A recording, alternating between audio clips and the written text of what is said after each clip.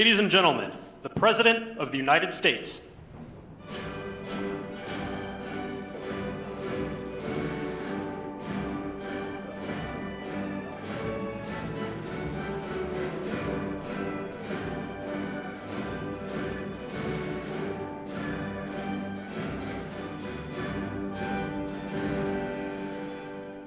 Thank you very much. Thank you. Please.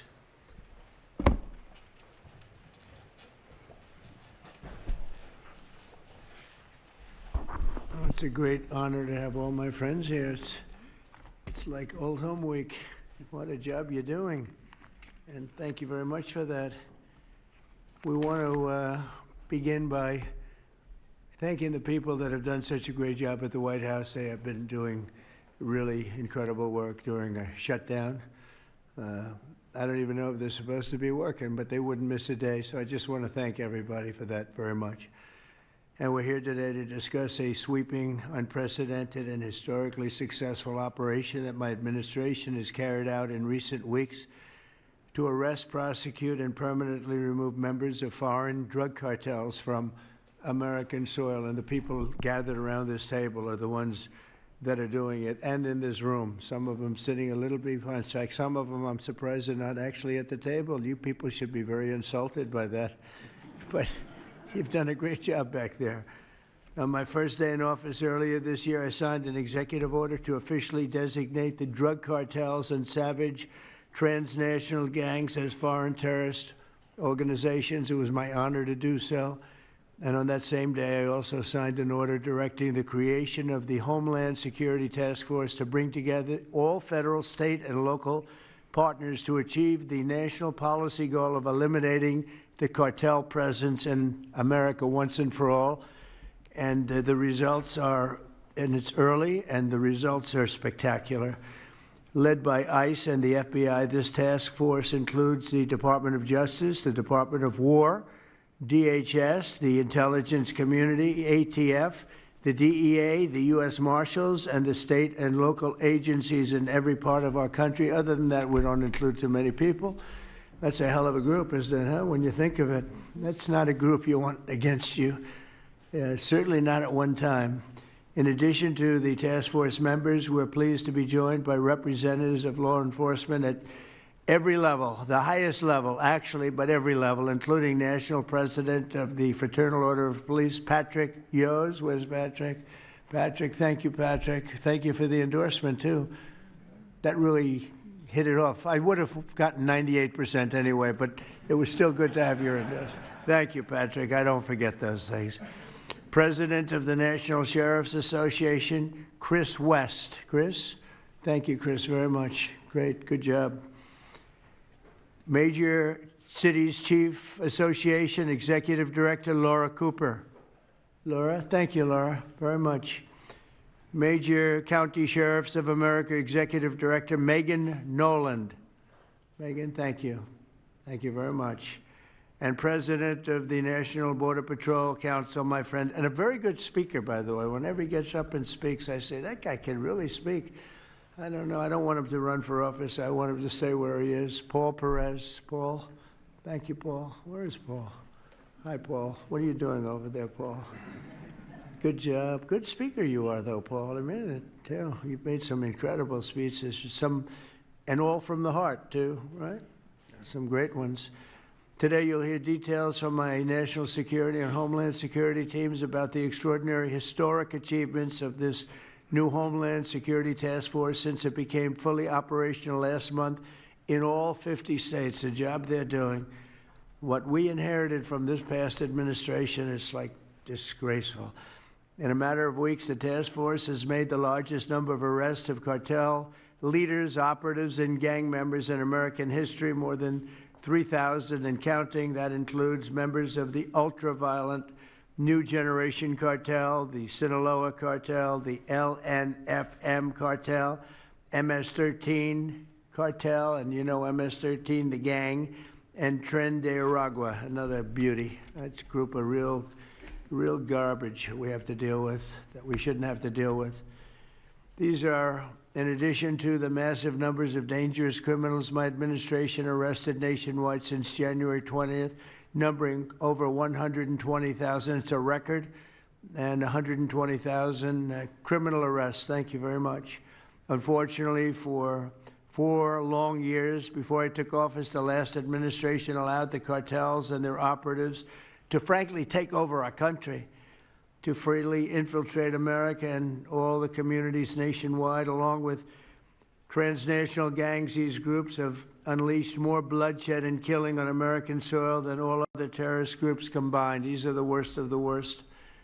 It should now be clear to the entire world that the cartels are the ISIS of the Western Hemisphere, in addition to their monstrous violence, such as cutting off heads, burning their enemies alive, and burning innocent people alive, too, by the way. The cartels control large swaths of territory. They maintain vast arsenals of weapons and soldiers, and they use extortion, murder, kidnapping to exercise political and economic control. Thank you very much, Joe Biden, for allowing that to happen. Biden surrendered he just surrendered our country to the cartels. Don't worry, it gets better. We're taking it back. It's really fast at levels that nobody's ever seen before. But what we had to put up with, what we inherited, was just a disgrace. And while Biden was president, if he was president, I think the auto pen was president, not Biden, nearly 100% of those who infiltrated our southern border did so because they were personally approved. They admitted they were just what happened, assisted by the most dangerous and violent criminal organizations anywhere on the planet. The worst people on the planet they allowed into our beautiful country. Under the Trump administration, we're finally treating the cartels as the core national security threat that they really are. The cartels are waging war on America, and just as I promised in the campaign, we're waging war on them like they've never seen before. All you have to do is turn on your television and you'll see what's happening to them. Past administrations have tried to mitigate this threat, and our objective is to eliminate it. We're not mitigating, we're eliminating. We're getting them out.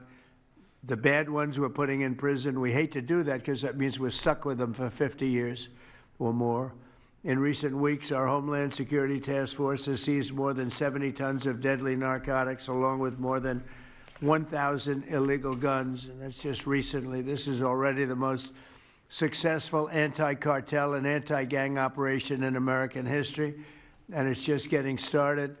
We have incredible people. A lot of them are in this room with us today, and it's an honor to have them. But we're going to not stop until the threat has been fully and completely eradicated.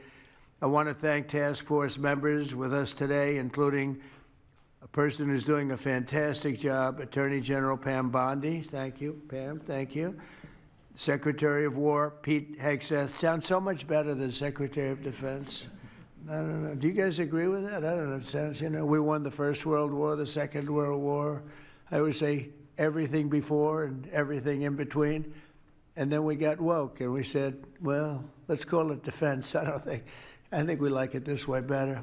It's funny. That's something I thought it would be maybe controversial. And it's only controversial that we changed the name in the first place. It's not controversial at all. It's been unbelievably well accepted, Pete. Hasn't it, right? It's been pretty amazing. I thought it would be controversial. People want to have our country back. People want to do exactly what we're doing right now, and we're getting a lot of credit for it, and we should. I want to thank, though, Pete. You're doing a great job, Pete Hegseth. Secretary of Homeland Security, Kristi Noem. Kristi, thank you very much. Director of National Intelligence, Tulsi Gabbard. Tulsi, good job. And the heads of all of the law enforcement agencies all throughout the room. You're really amazing, the job you've done. To provide additional details on our mission, I would like also to ask General Bondi to say a few words, followed by Secretary Noem, Secretary Hegseth, Director Gabbard, Homeland Security Advisor Stephen Miller. Stephen, you're such a superstar, Stephen. They called Stephen the other day a very bad name, and I said, you should sue them, Stephen. I think he will. I hope he does. FBI Director Kash Patel and Deputy Attorney General Todd Blanche. And I just want to say it's an honor, the job we're doing, and these people are doing absolutely incredible. I'll just add a couple of things. In Memphis, as you know, where the numbers are down in half already, and it's only been about 2 weeks. Doing a fantastic job there. Thank you. Incredible. Nobody thought it was possible. It was really it was a very sick city. It was horrible what happened there. People would go from, if you're on the board of FedEx, they would ride you 1 block to the hotel. They said you couldn't walk it because it was too dangerous. And they're already feeling better about it. But the best example right now is Washington, D.C. We went from one of the most unsafe places in the planet, I hate to say, but in this country, to a totally safe city. It's nothing's crime-free, I guess, but this is about as close to crime-free as you're going to get. And you guys have done an incredible job with that. Every one of you have worked so hard on this one, and it's our nation's capital. And people would go to the nation. They'd go from, I always say, Iowa, Indiana. They'd go from Florida. They'd come up. They want to see the monument. I want to see the Lincoln Memorial. I want to see one of the monuments, any one of them, and they'd go home in a coffin. But not anymore. It's not happening anymore. We haven't had that happen in a long time. It was averaging more than one a week, one person a week. Who would think that's possible? And it hasn't happened anymore. And we have a safe city. We have a city where the restaurants are booming. People are going out. Nobody's being mugged, hit over the head with a baseball bat. None of the stuff is gone. We took out 1,700 criminals, many of them career criminals, many of them given to us by Joe Biden and his ridiculous open borders policy. They came in from jails from all over the world, not just South America, from all over the world. Jails, they came in from mental institutions and insane asylums all over the world, drug dealers, and we got them the hell out of here. They're either that, or if they're so bad, as I said before, we put them in jail because we can't take a chance that they come back. But I want to just say that Washington, D.C. is such an example of what could be done. And now the same thing's happening in Memphis. We're just halfway through the process, and already the numbers are far superior, far better than what we would have thought at this time. And Chicago, I just saw the number. Last week, it was last weekend, 4 were murdered, 11 were shot. And then I have this guy Pritzker, is a very weak governor. Let me be nice. I'm going to be very nice. He's extremely weak. He's pathetic. I have Pritzker get up and say how great they're doing in Chicago. They're doing very poorly. So 4 were murdered, 4, 11 were shot. I would say, and that was not a bad week for him. Okay, that was not a bad week. He's had somewhere 18 or 19 were murdered. And you know what his excuse was? Yeah, but that was a long weekend. Okay, can you believe it? He said that was a long weekend. He's bad. And the mayor is worse. I mean, that mayor is worse. Low IQ, very low IQ. And we don't need low IQ people. We need people that are going to take care. And I love Chicago, and I love those beautiful women, black women, beautiful women wearing MAGA hats. And they're all over the place in Chicago. They want protection. They don't care if it's the National Guard, if it's the Army, Navy, Coast Guard, Marines. They'll take Space Force, okay? Space Force, send them in. They just don't want to be mugged, killed, raped, shot in the head, and we stop it. So we're going to be given a very special, we're going to give Chicago very special care. As you probably know, maybe you heard, we were going to do a big surge in San Francisco, but I got a great call from some incredible people, some friends of mine, very successful people. Mark, who's, everybody knows him, and Jensen, everybody knows Jensen, NVIDIA, and others called me from San Francisco, and they said, we're working really, really hard with the mayor, and we're making progress. Would it be possible for you to hold off the surge? And I had 4 or 5 calls, and I think they're making progress of their own. That would be the greatest. I mean, if they could do that, that'd be great. And they have great competence in those people. I mean, incredible competence, some of the smartest business leaders. And they're working very well with the police department. They're doing a good job. So we are holding off that surge, everybody, and we're going to let them see if they can do it. I said, I think we can do it much faster. I know we can do it faster. I think we can do it better than anybody. We can take criminals out that they're not going to know about, and probably they don't have the legal authority maybe to do what we can. But I'm okay with it, and we're going to let San Francisco, has the potential to be, it was a great, great city, has the potential very quickly to be a great city again.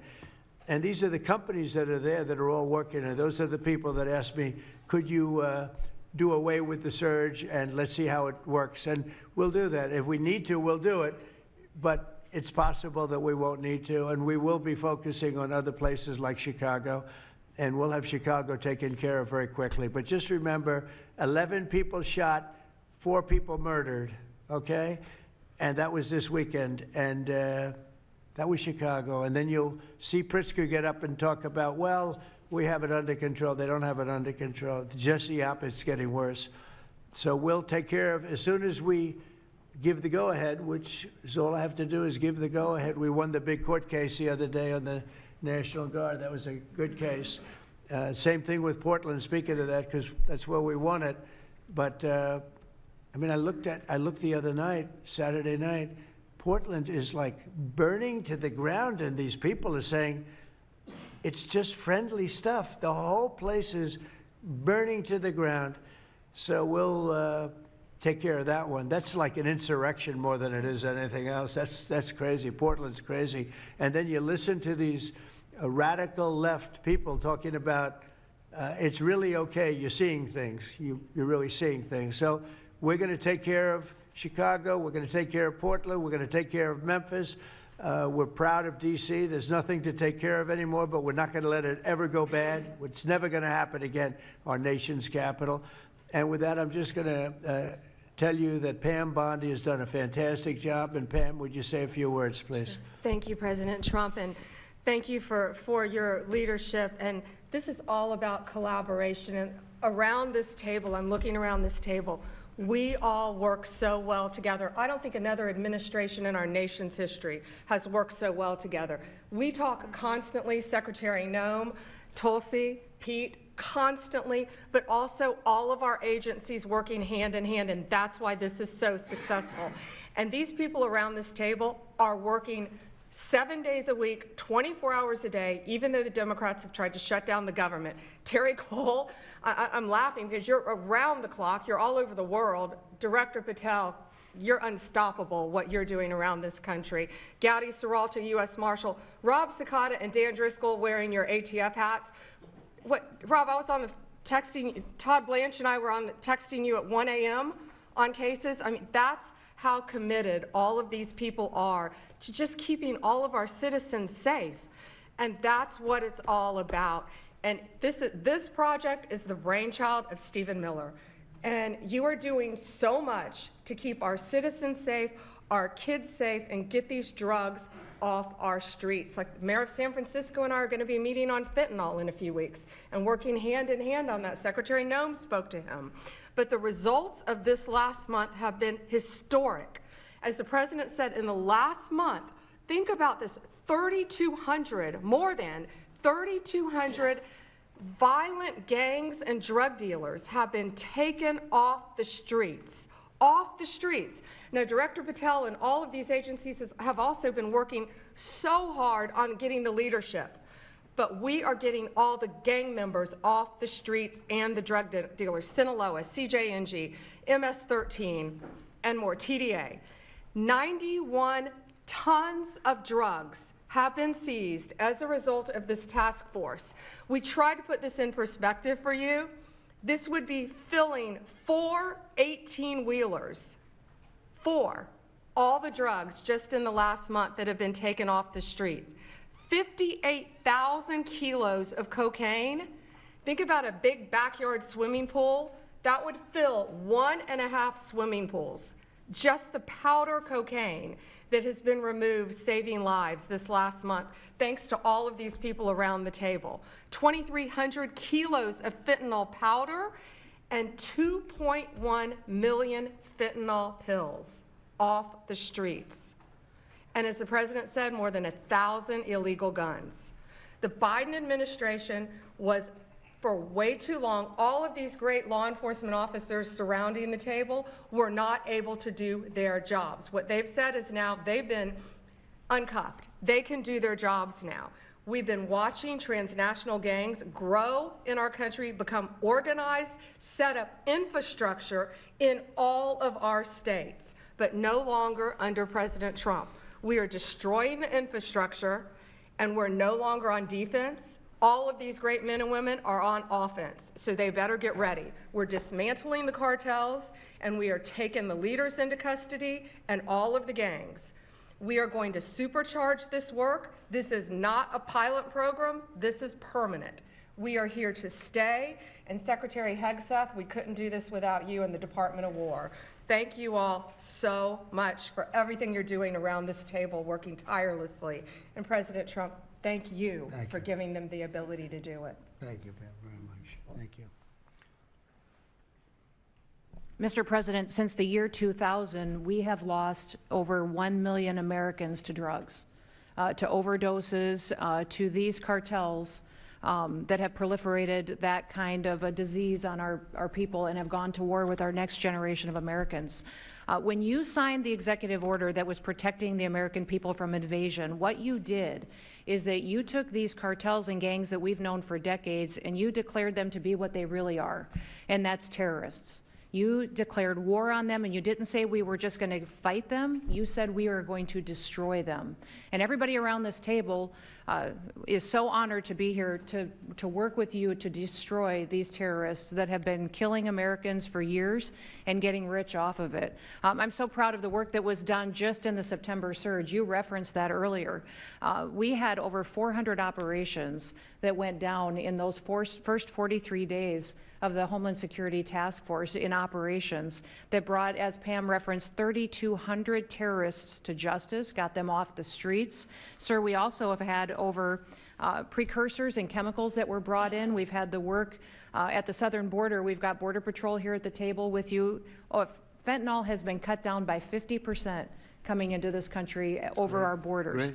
We've continued to work not just nationally, but internationally and on our maritime borders as well. The ICE agents that have so much violence against them and threats against them, sir, they get up every day ready to work with this task force to be able to keep people safe. And then we've got Coast Guard, who's been doing just a ton of our incredible interdictions out on the seas and the waters in cooperation with operations that you've targeted in the Caribbean with the Department of War. And sir, I just want to thank you for the leadership you put at this table, for your cabinet members, for Stephen Miller, for putting this in place to make sure that what you did when you consolidated the Homeland Security Task Force, you took 1,000 other task forces that were already established in the federal government and you streamlined them into this room, into this group right here, so that we can look at each other in the face every day and say, what's our problem? How do we address it? How do we fix it?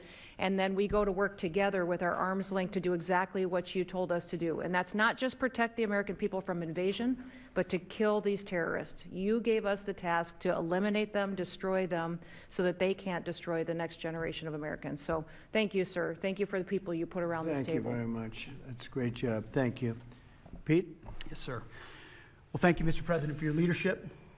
Chief, likewise, Tulsi and Todd and Dan and Pam and Christy and Stephen and Cash. I mean, I could go around the table. From the Department of War, we are thankful and grateful for the incredible effort that your agencies put in. And we could not be more proud to stand shoulder to shoulder with you, not superficially, not kind of over here, but front and center on the Homeland Security Task Force, right there with you. Because our department has spent over 2 decades defending other homelands, and we're very proud to be defending our own. And if you talk to the troops down, say, on the southwest border, Mr. President, morale is sky high and continues to be, because they're proud to be defending their own communities, their own state, and their own country. So when that executive order was signed, the mission was clear: protecting the American people against invasion. And so the Department of War went straight to the southwest border. We still have 10,000 troops there. We have national defense areas. We're standing alongside the Border Patrol, and we've locked that border down, 100% control of the southwest border. You stopped the invasion. And then we're proud to be going on the offense, counter-cartel operations. And it's not counter-cartel, as was mentioned. These are designated terrorist organizations, foreign terrorist organizations. Our generation spent the better part of 2 decades hunting Al-Qaeda, hunting ISIS. Well, as the president said, this is the ISIS, this is the Al-Qaeda of the Western Hemisphere. They intimidate, they terrorize, they extort, They poison the American people. The president's right. Every boat we strike is 25,000 Americans whose lives are saved because of the drugs that were headed in our direction. So our message to these foreign terrorist organizations is we will treat you like we have treated Al-Qaeda. We will find you, we will map your networks, we will hunt you down, and we will kill you. And you've seen that evidence in the maritime domain, whether it's in the Caribbean or in the Pacific with the last 2 strikes. We know exactly who these people are. We know what networks they work with, what foreign terrorist organizations they're a part of. We know where they're going, where they originated from, what they're carrying. And they know we know. And that will soon start to change the calculus of these boats. So the critique of this is, of course, as often is the case, wrong. We know our authorities. It's locked tight. And we're going to treat them like foreign terrorist organizations on the offense. So the Department of War is not going to degrade or just simply arrest. We're going to defeat and destroy these terrorist organizations to defend the homeland on behalf of the American people, making the jobs of law enforcement safer in the process, making the communities of Americans safer in the process. We think it's a very core mission of the Department of War, and we're proud to be here, Mr. President. Thank you very much, Pete. Thank you. Tulsi, please. Yes, thank you, Mr. President. The key reason that you are hearing about these incredible effects is, number one, the team that you've assembled here and the leadership and the tone that you have set, first and foremost, about keeping the American people safe. The intelligence community plays a critical role in being able to support our law enforcement at the federal, state, and local level to make sure that they are armed with actionable intelligence to be able to actually go after those who threaten the safety and security of the American people. Mr. President, under your leadership, for the first time, there is a newly created National Intelligence Fusion Cell at the Office of the Director of National Intelligence, National Counterterrorism, that has a very simple purpose: to make sure that we have two-way intelligence sharing of actionable information between the intelligence community and law enforcement. I want to talk briefly about 3 successes that we've had just here in the last few weeks, Mr. President, through the success of this interagency fusion cell. Just this last week, our National Counterterrorism Center supported, through actionable intelligence to both U.S. law enforcement as well as Mexican law enforcement, the arrest of a Sinaloa cartel boss, El Plato, in Juarez, Mexico, as well as his top 3 money launderers. In a separate and recent successful interagency operation, NCTC worked closely with the U.S. Marshals Service that led to the arrest of another dangerous Sinaloa cartel member responsible for tracking a huge amounts of cocaine and hundreds of thousands of dollars in this single incident with drug proceeds through his network. And I'll say the last example I'll share is probably the most insidious, was providing intelligence to the Mexican law enforcement that led to the arrest of a CJNG cartel-affiliated baby trafficker called La Diabla. Her whole money-making operation was centered around luring pregnant women, performing illegal C-sections, harvesting organs, and selling newborn babies. Mr. President, it's your leadership that has made all of this possible. I can tell you, in the midst of this government shutdown, our folks, like everyone around this table, are working 24/7 without pay and eager to get after this because they believe in your leadership and the mission that you have presented to them. Thank you, Mr. President. I'll hand this off to Homeland Security Advisor Stephen Miller, the leader of this task force. Let me just say, Mr. President, that this country was going to die without you. This country was going to actually die without you. That's what we were facing in 2024. We've been invaded for 4 years. Our communities were sinking. Our public safety had gone to zero. Cartels were running entire communities. Sex trafficking, child trafficking, labor trafficking was out of control. Overdoses were out of control. The cartels were claiming more and more territory. City services were buckling. This was a country on the verge of dying, and you alone saved it. And when you stepped forward originally in 2016, you started the movement to make America great again, and that means make America great again in every way, and that means safety and prosperity and peace and freedom from cartels and crime and gangs. And your vision and your leadership in declaring war on the drug cartels is the single most successful public safety initiative in American history. And I need the media to understand what President Trump has done. People have been talking about drug cartels for longer than I've been alive. And everyone has just taken for granted that they can't be touched or stopped. They're too big, they're too powerful, they're too evil, they're too murderous. They can operate with impunity. And in just 9 months, President Trump is the only American leader, not just in our lifetimes, but ever, to actually take the fight to the drug cartels, to actually seek their eradication. And it is happening. And so while the Democrats are shutting the government down and fighting for free health care for illegal aliens, look at what President Trump has assembled here. He's assembled a team under his vision, direction, and leadership that is saving hundreds of thousands of lives. Hundreds of thousands of lives. And only President Trump could have done this. And I will say one last thing, which is that his courage has been an inspiration to everyone else in this room. There are people in this room, looking at, for example, at Todd Lyons, who have been relentlessly doxxed and harassed and threatened. But when they see President Trump's courage, what he's been through for 10 years to save America, when they came after his family, his businesses, his safety, his freedom, everyone at this table knows we can give whatever it takes to get the mission done. So President Trump, thank you for your leadership, your boldness, your courage, and your vision. We're honored to serve underneath you. Well, I want to thank you, Stephen. And I have to say that, I've been making the rounds. I'm leaving tomorrow for some very big meetings, including with the president of China, where I think we're going to come out very well, and everyone's going to be very happy. But everybody said the same thing. A year ago, we had a dead country. We were a dead country. We really were, in a lot of ways, not just this. We were dead as doornails on this, but we were a country that was in serious trouble and beyond that. And we have the hottest country anywhere in the world right now. The whole world is talking about it. We have the hottest country anywhere in the world. We're going to clear up this crime in our cities. We can do it quickly, too. They showed how quickly we could do it in D.C. It was a real bad place. It was a real mess. Dirty, filthy, disgusting, graffiti all over the place, tents on every ounce of parks that we had. Just disgusting. And I rode around last weekend. I rode around the city. I felt very safe in that car, but, I would have done it without it. I wouldn't need that car so much anymore, I will tell you. But the place was clean. We've started that also, not only law and order, but the cleanliness is important. I think cleanliness is almost a part of law and order. If you see dirty, disgusting streets and potholes all over the place and railings falling down and graffiti all over the marble, beautiful statuary marble columns, those gorgeous columns where they had graffiti, it's all gone. And I think it's a part of it. I really do. I think it's a big part of it. But we have a city that we can be proud of. We're going to be that way with every city we have. That's why with San Francisco, I wish them luck, but we could do it so much faster. I told the mayor, I love what you're doing.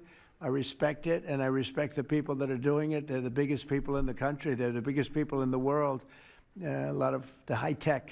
Some people like them, some people don't, but they're smart, and they want to do it. And I said, I am so honored to let you do it. And if it doesn't work out, we'll do it for you very quickly. But I just want to thank the people around this table are amazing. Cash, please go ahead. Mr. President, I'll just keep it short, but I think what the media should realize is the amount of courage it takes to do this. And you led that mission. You led it during your campaign, and you brought it to the American people. I think the media should focus on some of these numbers the Attorney General just riled off. Those aren't numbers, those are lives. Lives saved by the millions, Enough, enough fentanyl to kill over 200 million Americans, gone, evaporated, off our streets permanently. Your vision to safeguard American freedoms and our children and our future is the most courageous thing I've ever seen a president of the United States ever do. And your ability to marshal it out in 8 months, these statistics would have taken other administrations decades. And the partnership that you see around the table, I just want to, sum it up with the following. When I call these folks around the table, when I call our state and local law enforcement partners who have been absolutely critical to this mission, when Stephen Miller called me and said, we're going to create the Homeland Security Task Force, and the FBI and DHS are going to co-lead it, I said, absolutely. The country's been yearning for this and needing it. And the one thing I see different than any other administration is when I call these people, they pick up. I don't get a voicemail. When I make an ask, they answer, and the same is true. And so the FBI is playing a pivotal role in your administration in helping lead out this mission, and Stephen's vision has finally come to life. And instead of attacking the people at this table, maybe the media should go out there and talk to the lives that have been saved forever. and the communities that have been safeguarded, because it takes courage to do that. It takes courage to implement that plan, and it takes a president and President Trump to put a leadership team like this together. We are actual friends, and I know the media doesn't want to call us that, but we do that. We do hang out. We do work together. It's a 24/7, 365 mission that doesn't turn off, Mr. President.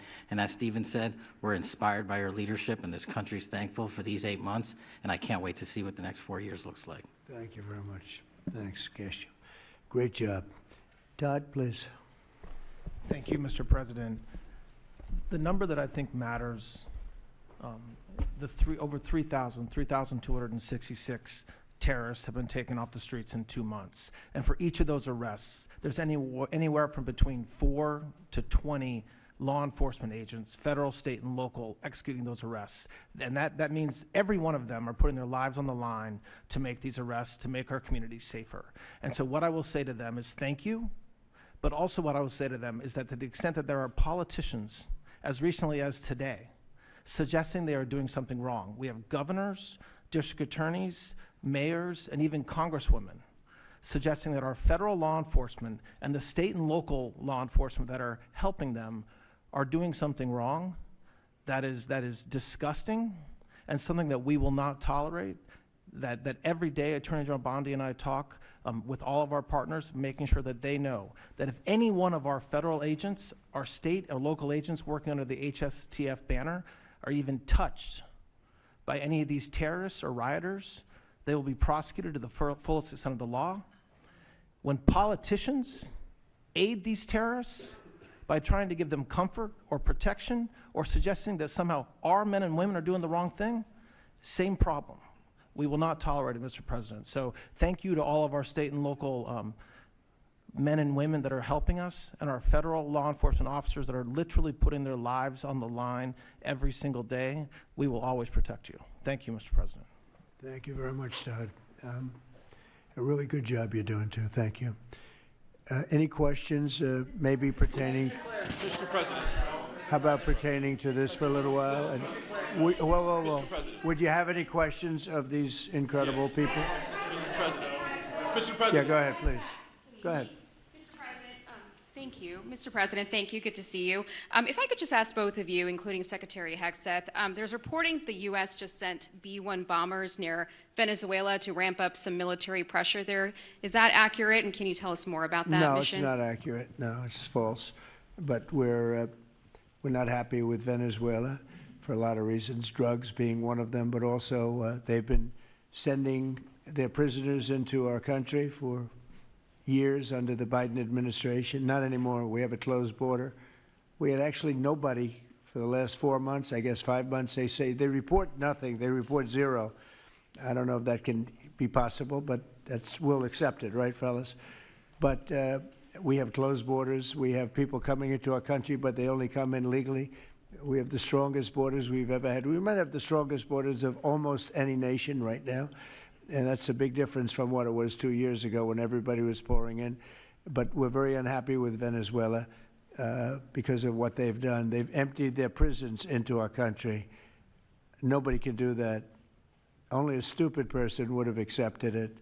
And that's what we had running our country, very stupid people. So we're not happy with Venezuela, I will tell you. Yeah. Mr. President. Mr. President, thank you, President Yeah, Trump. go ahead. You okay? Yes. On fentanyl. I'm saying, we're going to lose Sorry him. about that. On fentanyl, We have some President good Trump. medical help right over there. That's all right. On fentanyl, according to CDC data, nearly 330,000 Americans died over the past 5 years from fentanyl. That's 1 in every 1,000 Americans who died. It's more than that, but that's all right. Yes, It's I know more. you think it's even more. I'll be discussing that with President Yes, Xi. so that's actually my question. I figured it I was was. wondering, since it mostly comes from China and has caused such carnage in the U.S., Yeah. what are you going to say to convey the seriousness? And also a second question for you or Secretary Hegseth. Is there any evidence that China is now smuggling fentanyl through Venezuela to bypass U.S. and Mexican port controls? They are doing that, yes. But they are paying right now a 20% tariff because of fentanyl. That's billions and billions of dollars that they're paying. We're actually, on November 1st, the tariff on China goes to 157%. which is record-setting territory, and we don't want that because it's not sustainable for them. They can't sustain that. We don't want them to have to go through that. So a meeting with President Xi, and I would say we have some big issues, like with the farmers and various other things, but the first question I'm going to be asking him about is fentanyl. And if you think about it, they make $100 million. Think of this. They make $100 million selling fentanyl into our country, $100 million. They lose $100 billion with the 20% tariff. So it's not a good business proposition. It's $100 billion approximately that they have to pay. It's a big penalty to make $100 million. So I think they want to do something. They want to put it on the list. It's on the list. It's one of the things we're talking about, and I'm putting it right at the front of the list. So they pay a very big penalty for doing that, and I don't think they want to be doing it. And we'll see what happens at the end of next week, because I'll be meeting next week, as you know, along with, we're stopping in Malaysia, we're stopping in South Korea, we're stopping in Japan. I'm meeting with President Xi actually in South Korea. So it'll be the first thing on the list. Yeah, please. Yes, Mr. President. On the drug boats, sir, has there been any discussion about capturing one so that you can show the amount of narcotics? We know everything about them. Yeah, Jennifer. We know everything about them. We know where they're coming from, who they're coming with, generally who's in the boat. I'll let Pete discuss it a little bit, but they have incredible intelligence. And, you know, usually when you see 5 engines, I've never even seen that before, but when you see 5 engines on a boat going about 65 miles an hour, loaded up with white powder in silver cases, generally speaking, that's not a good sign. They're not going fishing, right? And you don't see any fishing rods, right? So, Pete, I'll let you discuss that a little bit, please. Well, yes, sir. Likewise, generally you don't see fishing in submarines either, sir. So the U.S. military, as I mentioned, nobody better in the world at mapping networks, identifying who's connected to who inside terrorist organizations. It's just the media is used to hearing that when it pertains to Afghanistan and Iraq and ISIS and Al-Qaeda.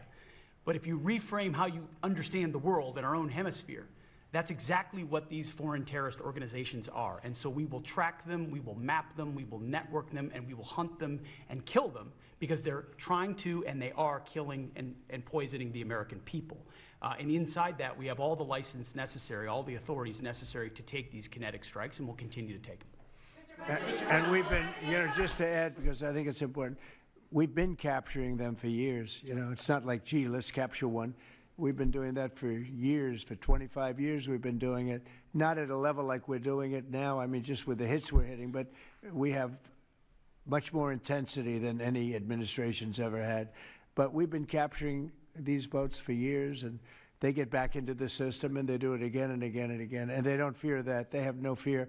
The thing I can tell you right now, it's very hard to find any floating vessel right now on the Pacific or in the Gulf, and I would like to call it by its official name, the Gulf of America.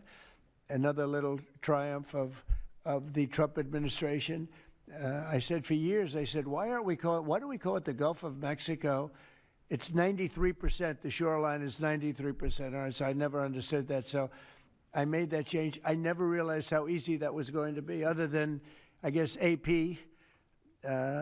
fought us in court, and the judge said, but that's the name.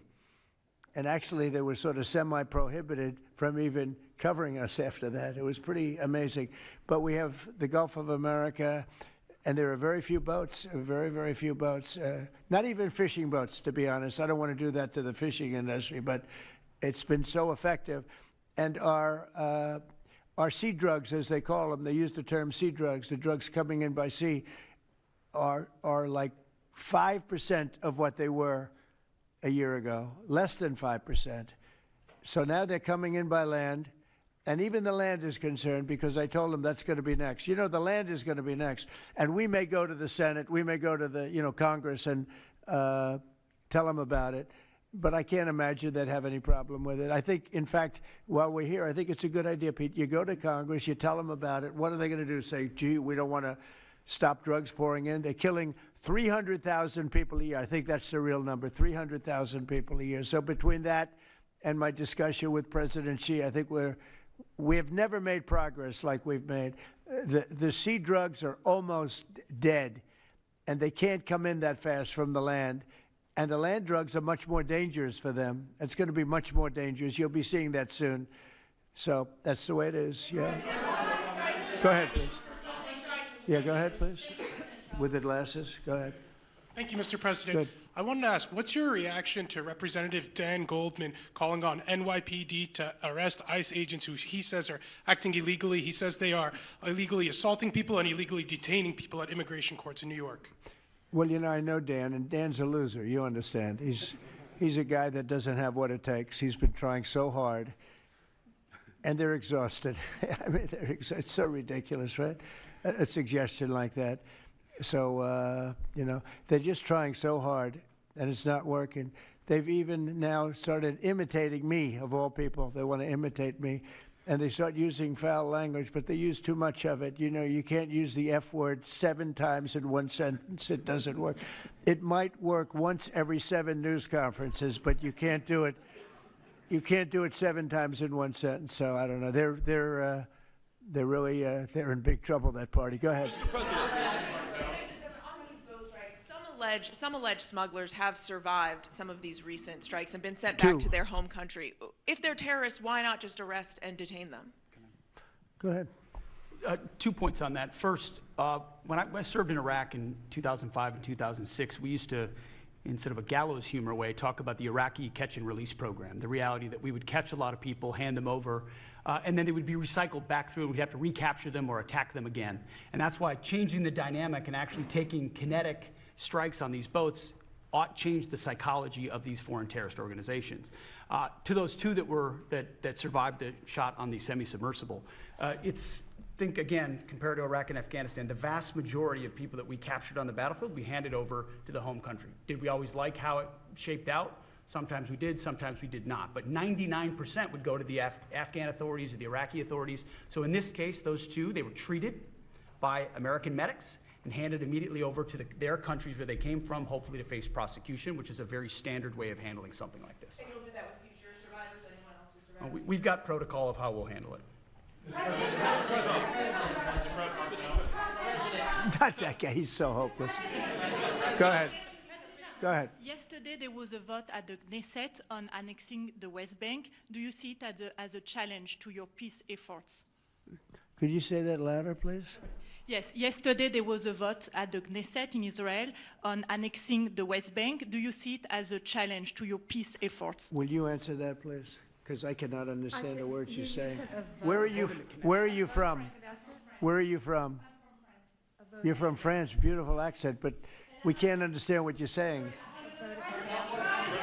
Huh? She said a vote at the Knesset on the West Bank. The West Bank is, don't worry about the West Bank. Israel's not going to do anything with the West Bank, okay? Don't worry about it. Is that your question? They're not going to do anything with the West Bank. Don't worry about it. Israel's doing very well. They're not going to do anything with it. Yeah, please. Mr. President. Thank you, President Trump. Are there any safeguards in place to protect Americans from fentanyl and cartels when you leave office in 2028? Any protocols that could be put in place in case a future administration comes in that wants open borders? And I also have a question for the Secretary of War as well after your answer. Well, the biggest thing we can do is make sure they don't come in, because open borders, they would destroy. It's amazing that our country is even surviving with what we went through, coming in by the millions and coming in from the wrong places. You know, I know all these people that run these countries, and they're smart. They're very street smart, and they're not sending their best, you know. They're not sending, they're taking them out of their prisons and their mental institutions, as I say over and over again. They're the drug dealers. They're the drug addicts. They're people that don't work. I mean, the best of them are people that don't work. They don't work. They're on welfare, their form of welfare, which is tiny. You know what their form of welfare? They give you a piece of paper. But they want people that work. They don't let those people come out because they want those people. You know, they cherish those people. Those are the people that make their country run.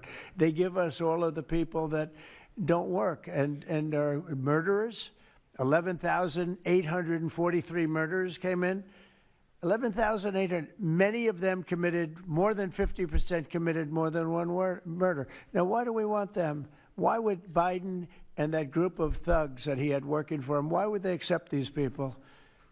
Why would he accept? Nobody understands it. You know, they say maybe they wanted the vote, but I did great with the Hispanic vote, but these are people from all over the world.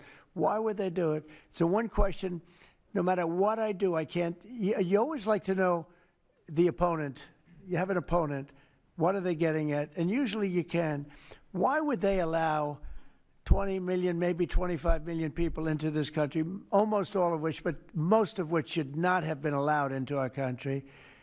It's one of the great enigmas. What they've done to this country should never be forgotten. In history, should never, ever be forgotten. And now it looks like we're going to have a communist mayor in New York. That'll be a lot of fun.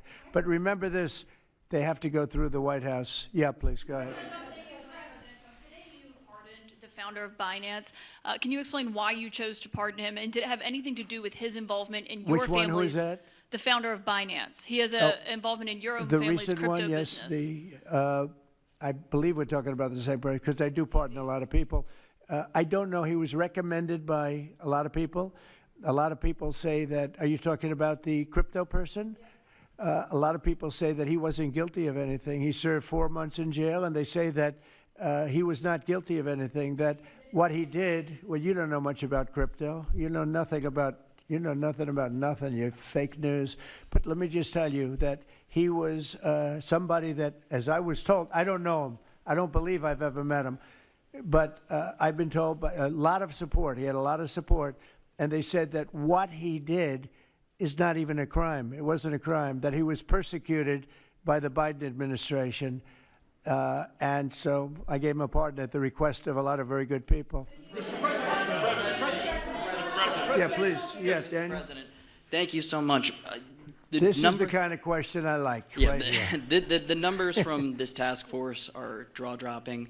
I wanted to know, this is a question for you and both Stephen, since it was said this is your brainchild. What are the lessons to be learned from the success of the task force, and what are your continued goals with this task force now that you have about 3 years left? Well, the best thing we have going is we have such talent around this table. I could go over every one of these men and women, and we have unbelievable talent. They've got the naturals, you know, like somebody that hits a baseball or a golf ball or a, you know, that you see more, it's more evident. It's beautiful because it's sports. You can tell somebody right away, are they good or are they not? These people are the most talented people at what they do.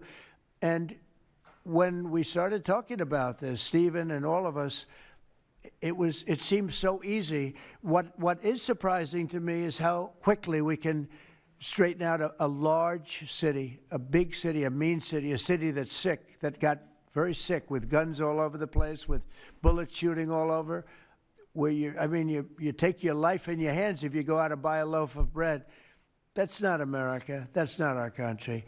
And those people don't care how you do it. They just want it done. They really do. You know, when you go to the people in the street, they don't know. Is it National Guard? They just want it done. They want to be safe. And we've gained a great following of Americans, real Americans, people that want to be safe. But I think the biggest thing we say is we have tremendous talent. We were able to recognize, like a football team, like a baseball team, we were able to recognize the talent. And the talent is largely in this room for the whole country. It's largely in this room. There's really nothing like it. And that's why I think we had D.C. done, not perfectly, but pretty much done, at least normalized in 12 days. When you say 12 days? On the 12th day, it felt different. And you know, we took a lot of bad people out, never to come back again. Then most of them never to come back again. But there's great talent, and there's also great courage. I've been watching what goes on. And then you have the radical left lunatics, and what's that all about? I mean, they're fighting us because we want to stop crime. Where did these people come from? They're paid money. I guess they're paid a lot of money. But like I saw that ridiculous march the other day, I say, these people are not representative of our country. And not all of them, of course, but many of them are total lowlifes. These are lowlifes. These are people that are paid agitators. and they're not representative of our country. So I don't know. I can just tell you that our country has tremendous spirit right now. You know that better than anybody because you cover it well. But we have a lot of people that are very happy right now with the direction. They did a poll the other day. The direction of our country is better than it's been in 37 years. And I'm upset because I think it should be better than that. I actually said we should be better than that. So, you know, thank you very much for your question. Brian? Brian? Mr. President, yes. Thank you, Mr. President. You guys have done an amazing job in Memphis. Some of those numbers are staggering, and we've gotten message on social media wanting to thank you for that. But I think, can you talk about the number of missing children you guys have discovered in Memphis? That's amazing. Well, it's hundreds of thousands were lost through Biden and the Biden administration, and we are getting a lot of them back, but they're either dead, they're slaves, they're captured in some form. But think of it, hundreds of thousands we're talking about, not even believable. And they came in through the border, they were sold, they were bargained for, and this was all Biden, meaning Biden and Obama, the same, you know, the same mentality, frankly. I think it's the same mentality. Let me tell you, Barack Hussein Obama was a lousy president. A lot of bad things happened. Remember when they used to talk about Trump with the jail cells? Well, he built the jail cells for the children. He built those jail cells. Remember that came out?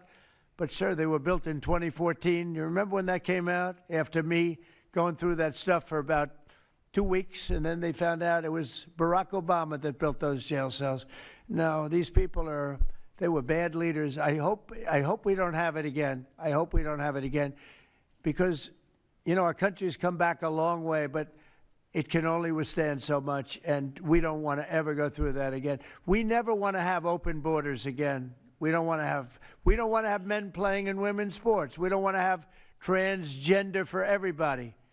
We don't want that. We want to have a great country with low interest rates, nice housing, great education, a strong military, the basics. Yes, please. Thank you, Mr. President.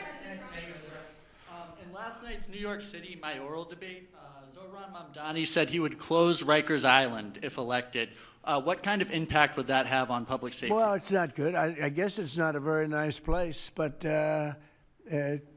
you need it. You know, you need something. You have a lot of additional people in New York City that should not have been here. They came here through the open border, through Biden's. You know, I don't know how they even do it. New York City's always been tight for money, and then they spend, you know, $8 billion, and nobody complains about it, on people that just showed up and they just came out of nowhere.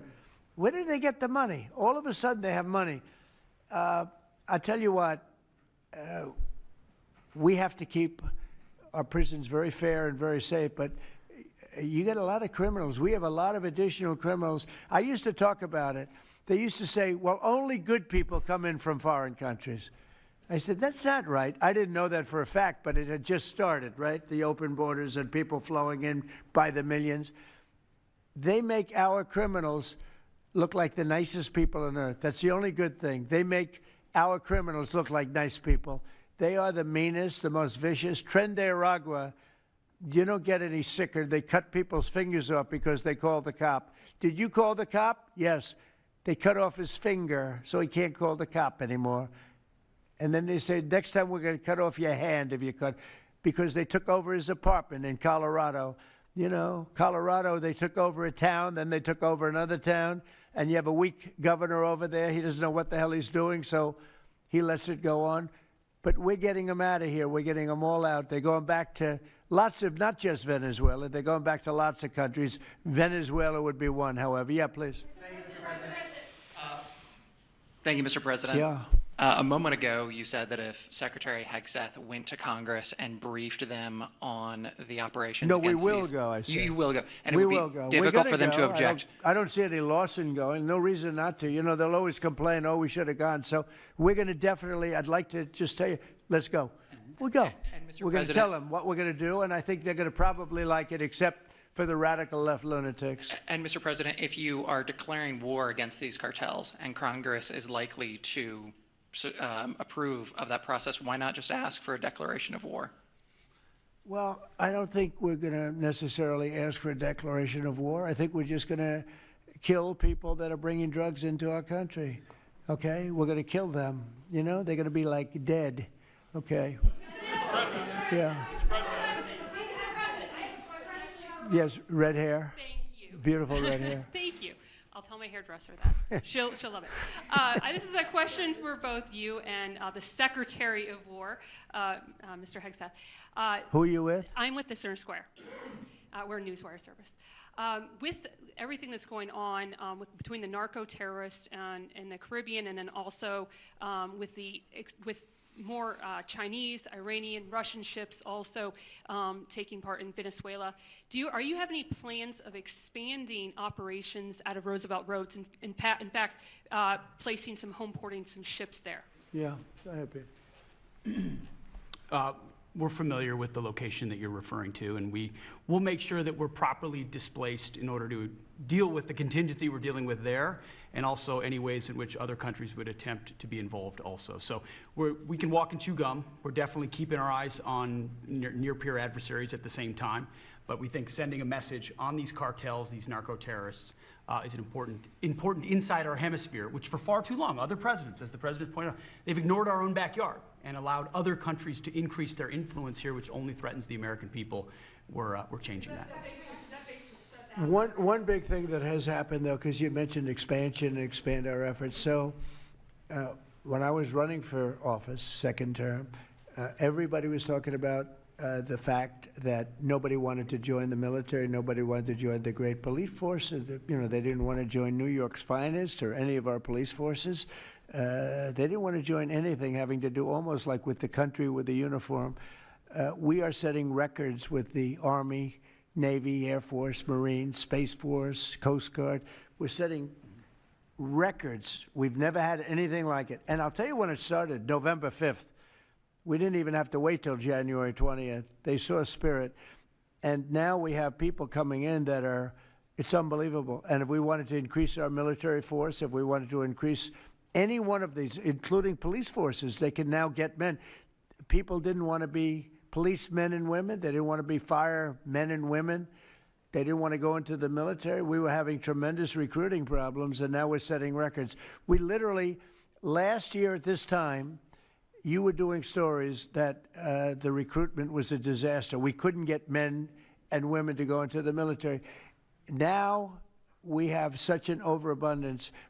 We've never had, I mean, it's, as I understand it, it's like record-setting recruitment.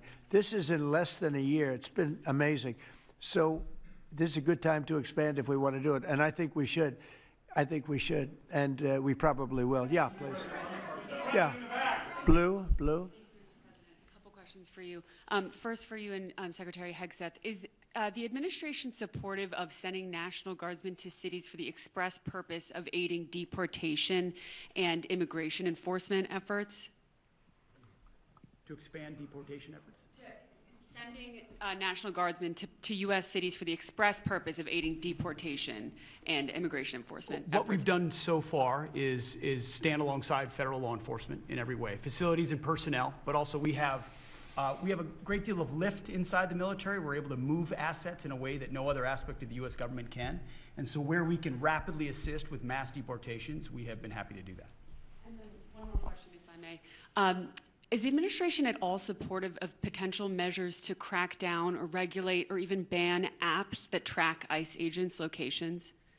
What do you mean by that? Like specific apps that are used to track the location of ICE agents? I guess we'll do that. I'm not a big app guy. I'm not into that too much. I think Pam might be it. Let's go. Yes. Good answer there. Yes. These organizations, President Trump, are coming in and their apps to track our federal law enforcement officers, and it jeopardizes their lives, where they're going to be, their location. And we've actually been working really well with the tech companies who have been cooperating because they don't want our law enforcement officers to get injured. So yes. Well, I mean, I see it with ICE, where they're having, you know, where they define where they live, who they are. And, you know, I didn't have a big view on the mask, but I now understand why they should wear masks. I think it's very dangerous for them not to wear masks. They can do whatever they want. I notice some do it and some don't, but it's pretty dangerous. But when you look at, you know, you talk about that question, I think it's very dangerous, and I think you're coming down on that very hard, right? We are. Yeah, please. Sir, Mr. President. Go ahead. Thank you, sir. When you were running for re-election in 2024, you released a video statement where you made this exact promise to show no mercy on the cartels and employ every military asset necessary to combat them. In that same video, you also said that you plan to expose all the bribes and corruptions with politicians and the cartels. We're doing that. Has your we're task trying to force do been that. looking into that in American politicians? Yeah, where the money's coming from. Because you see it.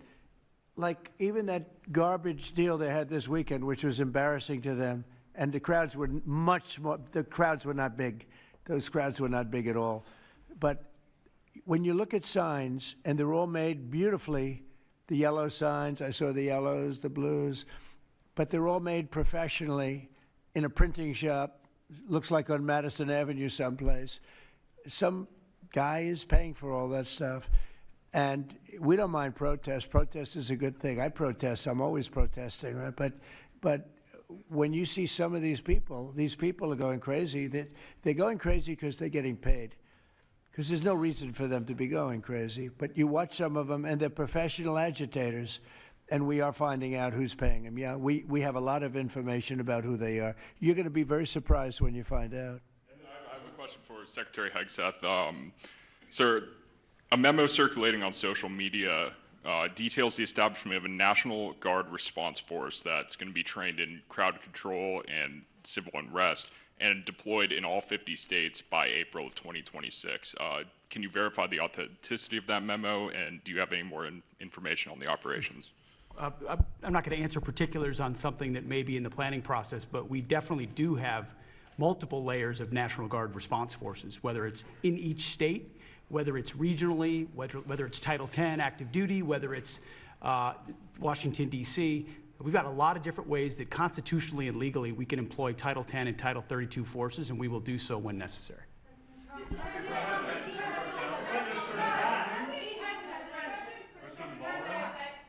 Thank you.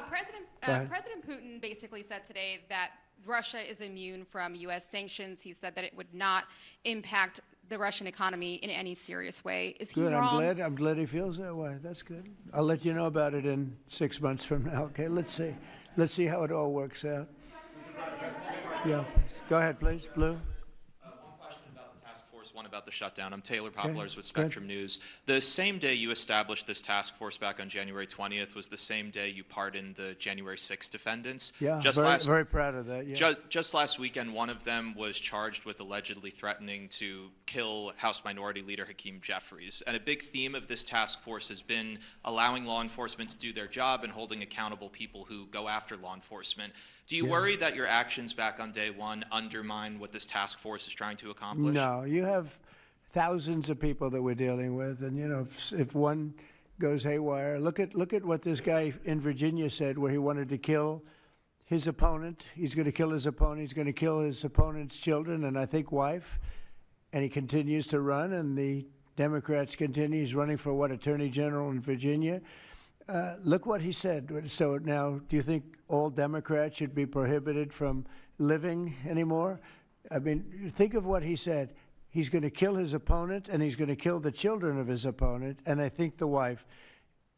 I said, this guy's sick. That is a sick guy. And how do you vote for somebody like that? But I don't view that every Democrat would say that, because not every Democrat would say that. So you can't, you could have one person, but I don't know of the incident. I can say we're very proud of what we did. We had the courage to do something that should have been done. The problem sometimes the Republicans are too nice. They're a very nice party. The Democrats play a much dirtier fight. It's amazing. You go after dirty cops like Comey, and you go after, these are dirty cops. Letitia James is a dirty cop. You go after these people, and they say how horrible you are, and yet I got indicted 5 times and impeached twice. Nobody says anything about that. They say, they actually said the other day, he's trying to indict somebody. I got indicted 4 or 5 times, Todd, maybe more than that. Yeah, I think you could say 87 times if you really think about it, right? With the charges, a bunch of phony guys, but nobody says anything about that. But they mentioned it the other way. No, the Democrats play a very dirty game. It's all they're good at. They're good at a couple of things: cheating on elections and playing very dirty. And they have one good trait: they stick together. They stick together. They stick together through the worst policies that anybody's ever seen. It's unbelievable how they stick together. And I respect them for sticking together, but it's a dead party because their policies are no good. Okay. Right? We'll do a few more and we'll go home. Wonderful. Speaking Everybody's going to go home. I'm going back to the Oval Office, however. Speaking of Democrats, there's a report that there's a grand jury on Adam Schiff for apparent mortgage fraud. If he is indicted, should he step down as a U.S. Senator?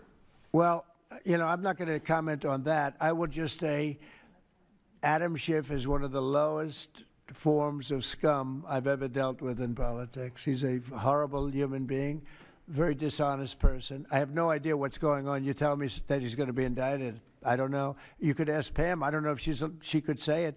Probably you are allowed to say it, but I wouldn't know about that. I can only tell you he's a very bad, I think he's actually a sick person. Do you want to talk about that? We're not going to comment on any grand jury that's open. We can't legally. I don't know. By the way, I hope it's true, but I don't know anything about it. Yeah, please. Oh, millions of dollars, yeah.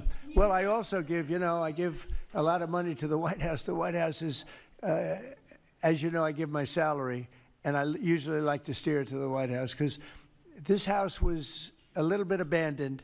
First of all, for 4 years, you had a guy walking around that didn't know where the hell he was. And this house was not taken care of the way it was supposed to be. I take very good care of property. I was very good at that. And you'll notice the floors downstairs, I paid for them. Marble, the most beautiful marble you've ever seen. The white floors down in the palm room, which they look like they came out of, I don't want to lose because they're big supporters of mine, Home Depot, so I'm not going to say bad, but they did come out of a box from Home Depot about 30 years ago. They were all broken, but now they have the most beautiful floors, the most beautiful lights and chandeliers. I think most of you, Brian, you've seen that, right? Yes. How beautiful is that? And I take care of it. So I spend millions of dollars on this building, taking care of it. It was not properly maintained. And now it's starting to gleam like it should. It should really gleam. And you should go down and visit the Presidential Walk of Fame. Have you seen it? It's quite good. I'm sure that a lot of people coming to the White House, it's hot. It's very hot. But it's really a tribute to the presidents, past presidents of our country. Yeah, please. Mr. President. Yeah, behind you, please. Yeah, go ahead. Thank you. So on Monday, a question for you as well as Secretary Noem. On Monday, Mayor Karen Bass of LA and Representative Robert Garcia, they held a press conference and they called for an investigation into DHS, accusing them of unlawfully arresting U.S. citizens and racially profiling and only arresting people because, in Robert Garcia's words, they look like me. He's a Hispanic individual. Do you have a response to that? Are you asking me that question? You as well as Secretary Noem. They are arresting bad criminals, and they're really good at it, too.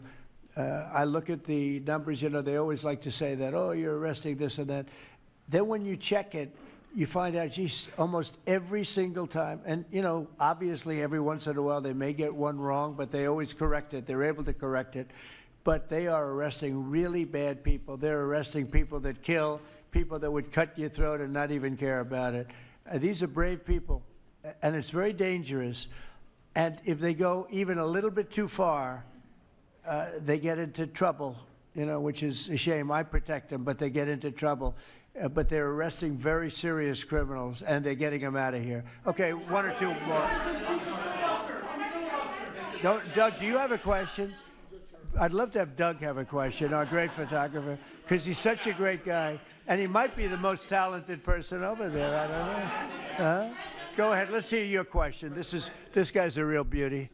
On the cartel strategy, hearing you talk about it as a war, hearing Secretary Hegseth talk about defeating and destroying and the comparisons to ISIS and Al-Qaeda, those efforts took American troops being engaged in foreign countries. Do you think that's ultimately where this is headed with the cartels, having American troops in countries like Venezuela? No, the cartels are very bad. They have a lot of bad people coming in. They were interviewed recently, and they were asking people what their problem was, and one guy said, yes, I'm up for murder. Didn't know what he was saying, obviously. You know, I'm sure his lawyer was not thrilled with his statement, but no, they're rough people coming into those cartels. Those cartels are rough. You look at what happens, the trip up is horrible, especially for women. They're being killed, they're being raped at levels that nobody thought even possible. In my opening speech, I mentioned that, but in a very light way. I mentioned the word rape. Then it found out that you take a look at what happens in those cartels. It's horrible what's going on. And we're doing the world a big service by just telling them, you know, you don't have too many cartels now because they know when they get up here, they're going to be stopped. Under Biden, they were just flowing into the country. It didn't matter what you were, where you came from, what you looked like, what your record. They didn't check records. Millions of people came into this country that should not be in our country right now. We've gotten a lot of them out. It's the single biggest problem that we were given. Inflation, I've already taken care of. Economically, the country is the strongest it's ever been. Thank God for tariffs. If we didn't have tariffs, we'd be a third world nation. But thank God for tariffs. We're the richest nation in the world now because of tariffs. And we're able to economically protect ourselves, and we're able to really protect ourselves from a national security, situation. But we have cartels that, somebody came up with the word cartel. I won't tell you who that person was, but you got a lot of bad people in the cartels. And you could look at a country like Mexico, and I really respect the president. I really respect a lot of the people over there, but a lot of the leadership. But they are in fear in their own country, because those cartels are running those countries, okay? And that includes Colombia. Colombia is a drug den. It's a drug den, and it has been for a long time. You got a lousy leader over there right now, bad guy, a thug. But they make cocaine at levels that we've never seen before, and they sell it back into this, and they're not going to get away with it much longer. We're not going to put up with it much longer. Colombia is very bad. Mexico is run by the cartels. I have great respect for the president, a woman that I think is a tremendous woman. She's a very brave woman. But Mexico is run by the cartels, and we have to defend ourselves from that.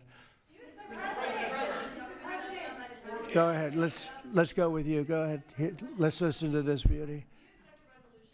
Shutdown by the time you return from your trip to Asia? Do I expect to have it resolved by the time I return? I don't know. I said long ago, we shouldn't have been in this problem. This was September 28th. It came due in Biden's regime, and before the election, September 28th, and they pushed it off into the future. And I was running when they did that.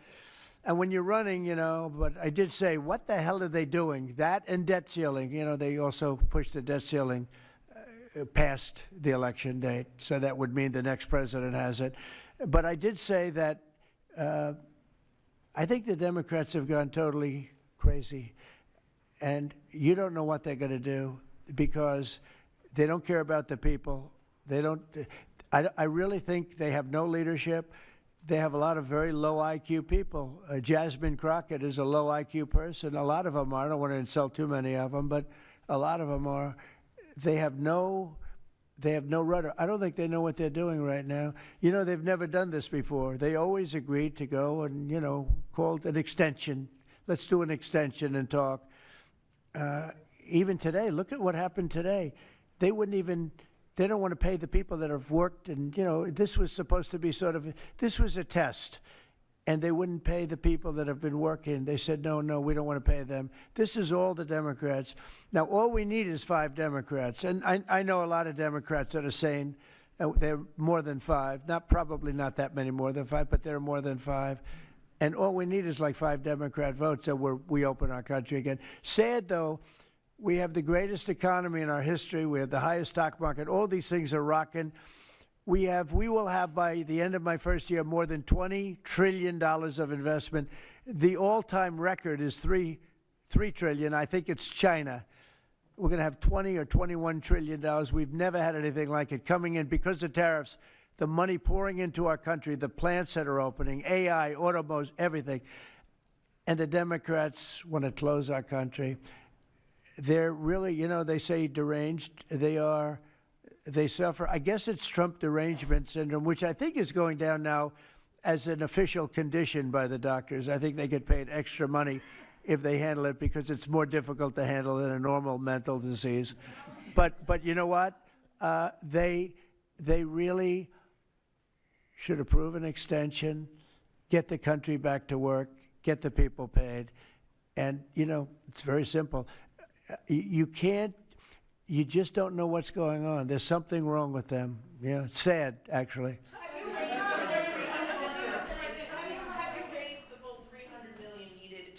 Have you raised the full $300 million needed to fund your ballroom? And how much specifically are you donating to this construction raised, project? I think, $350 million. All donor money and money that we put up. We've raised. It's going to be. It's going to cost right in the neighborhood of $300 million. It's been expanded and made absolutely. It'll be the most beautiful ballroom anywhere in the world, I think. And how much specifically are you donating to it personally? How much am I donating?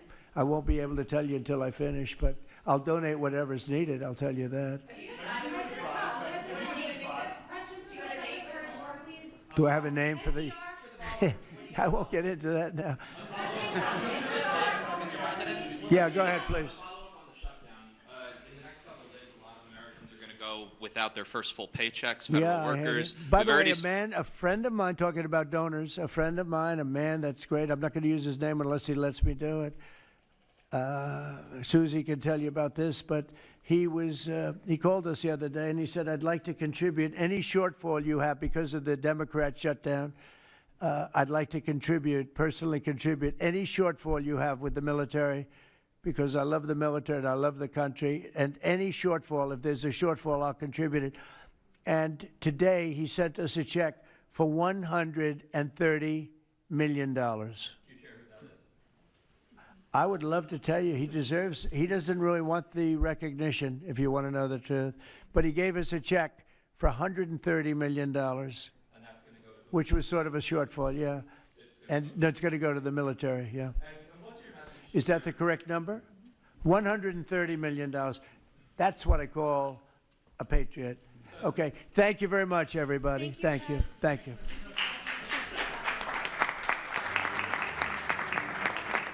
Another day.